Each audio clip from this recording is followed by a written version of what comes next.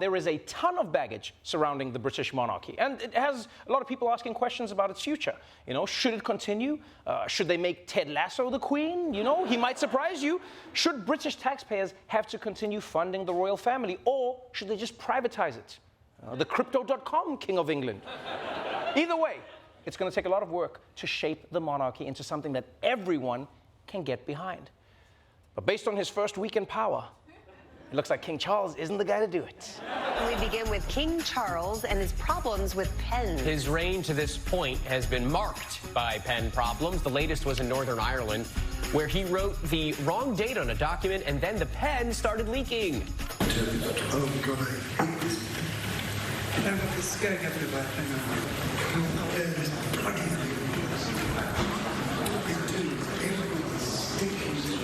And that trouble came just days after Charles appeared to get angry when there were too many pens on a desk he was using, urgently telling an aide to get rid of them.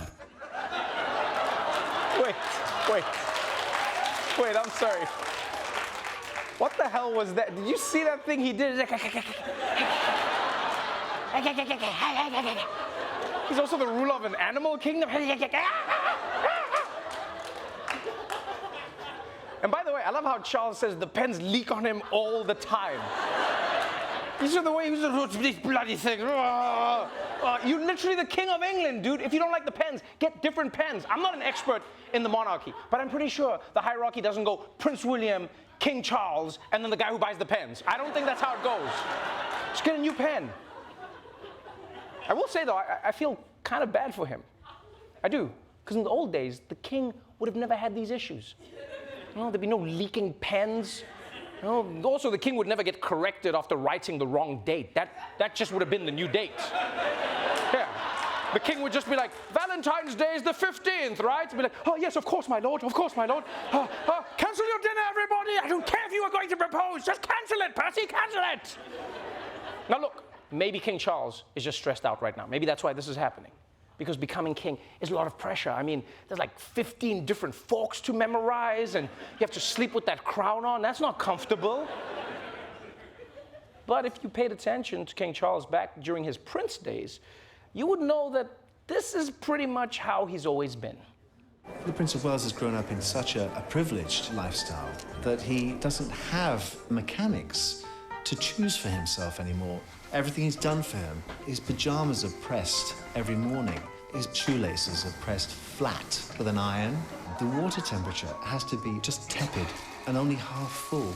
Prince Charles does have his valet squeeze 1 inch of toothpaste onto his toothbrush every morning. If anyone gets anything wrong, everybody is scolded.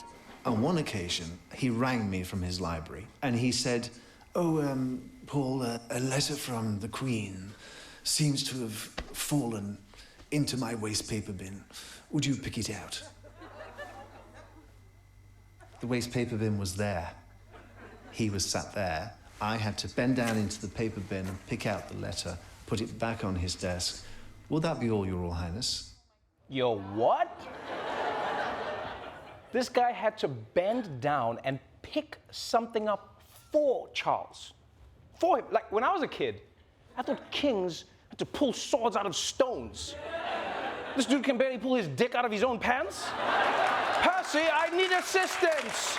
Well, cancel your dinner. I need to pee. You know what this tells you? This story about Charles is like, 1, the royals have been royally spoilt, all right? And 2, I can tell you that nobody who works in that palace is African. Because I'll tell you now, if there was one African mom who worked in that palace, you try and pull that. You try and pull that. Just be over there. Just be like, can you come and pick this up for me? And she'd be like, are you being serious right now? Are you telling me to pick up? Well, there is only one king, and that is Jesus, huh? There is only one king in this world, and that is Jesus. You pick up that paper. You pick up that paper now, Charles. But look, instead of getting angry, maybe we need to understand that the royals aren't ordinary people. You know, they're like strange creatures you need to observe from a distance to understand. And that's probably why David Attenborough has teamed up with the BBC once again for a new kind of nature show.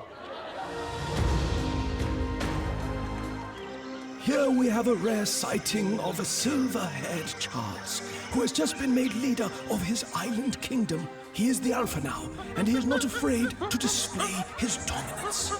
The rest of the tribe watches as the Alpha performs a ceremonial task, the ritualistic marking of his territory on an incredibly large piece of paper. But wait, Charles is displeased, a tussle over the positioning of a pen. He bares his teeth in an attempt to intimidate. You can feel his strength. A message has been sent. Your new ruler isn't f***ing around.